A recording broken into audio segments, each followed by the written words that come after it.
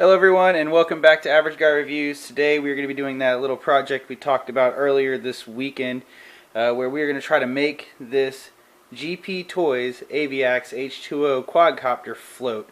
Now if you watch any other reviews where they try to test and see if this is waterproof, they always set it down in the water and it immediately starts to sink thanks to the holes down here on the bottom for ventilation. So my idea, as we talked about in the last video, was to use this hot glue gun and these foam balls and glue them onto the ends of the motor pods here. Probably here. I'm going to have to shape them to go around the outside in case I ever need to change out this gear.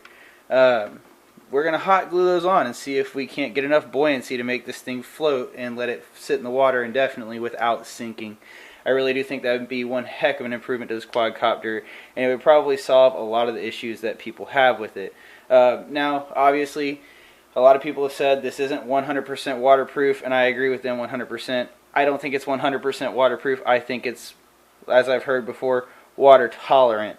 It will submerge itself. It will be fine. It may have to dry out. You will not fly it out of the water if you fully submerge this quadcopter, but it should be okay nonetheless. So I'm going to go get the tools together. I'll be right back and show you what we're going to need. Alright, so I'm back with all the tools we're going to need. Should be a fairly simple job. I have a electric drill here with a 1/4 inch drill bit, my package of styrofoam balls, my 10 hot glue sticks that go to my glue gun here.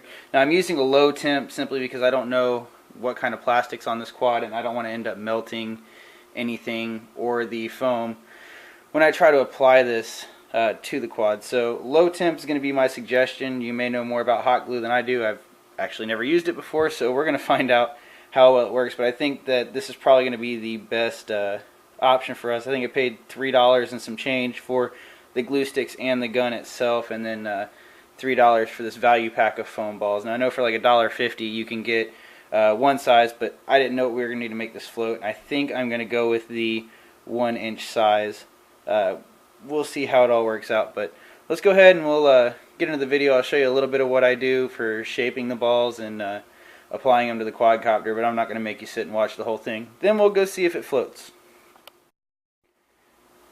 Alright guys, so change of plans here. I am going to use the 1.9 inch balls, as you can see here in my hand, fairly decent sized ball. My concern is that when I take any of the mass off of these things that it's just not going to want to fit right or float right on the quad.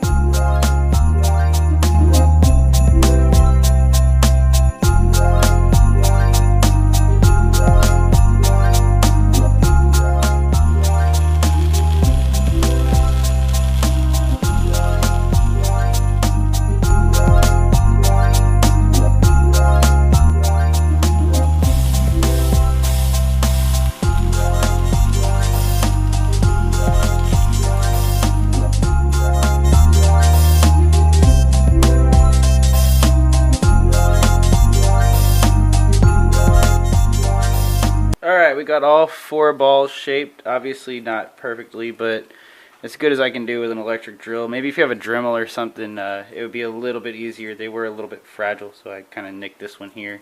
But they all look close to about the same size, so we're going to go ahead and use our hot glue gun to glue them on.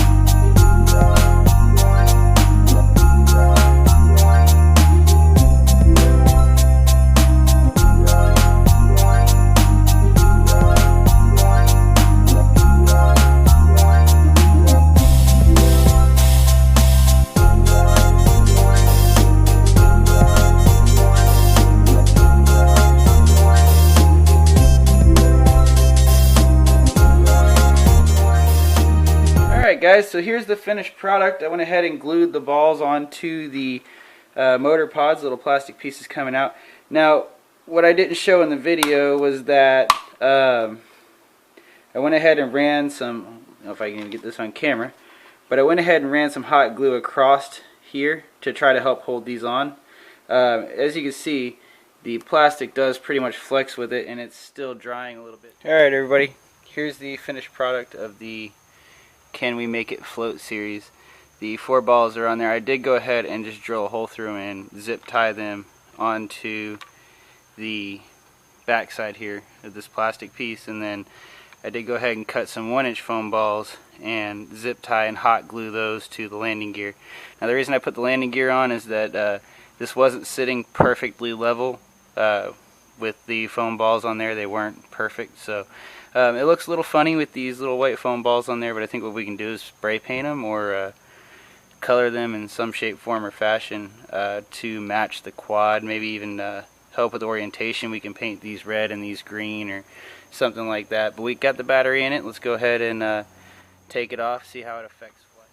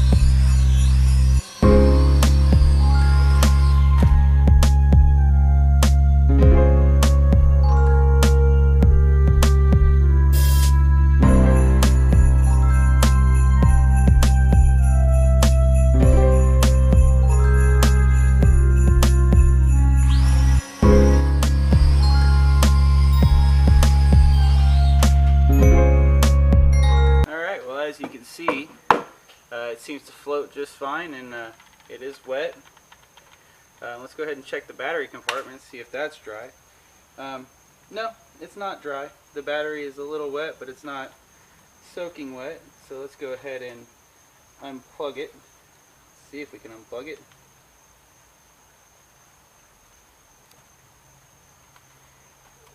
seems to not want to come out of there. So this one's always been a little stiff for me to get it out, especially without pulling on the wires. So looks like I'm going to need a pair of needle nose this time to get it out of there. For some reason it just doesn't like to come out for me. But this has happened when it's dry too. I don't know if I push it in there too far.